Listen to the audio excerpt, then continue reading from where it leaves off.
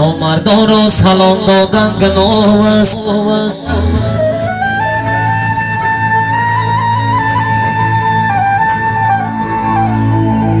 نامردان را سلام دادن گناه است.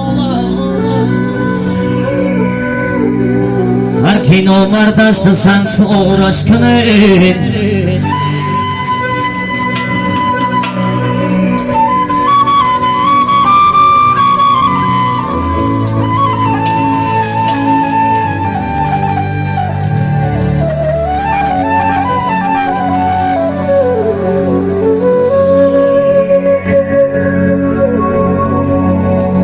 ای رفاقت کیسه تلخه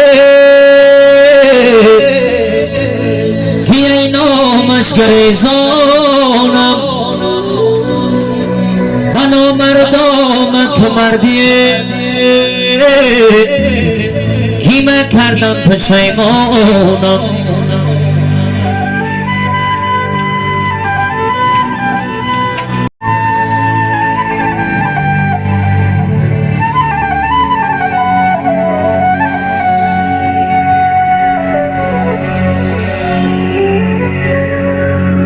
در موی سفیدت بمیرم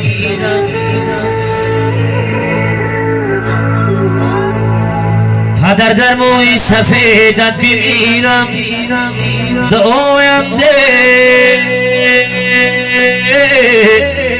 دعایت را بگیرم طلب دارم زی درگاه خداوند طلب دارم زی درگاه خداوند کی من در روی دستانت بمیرم پدر در موی سفیدت بمیرم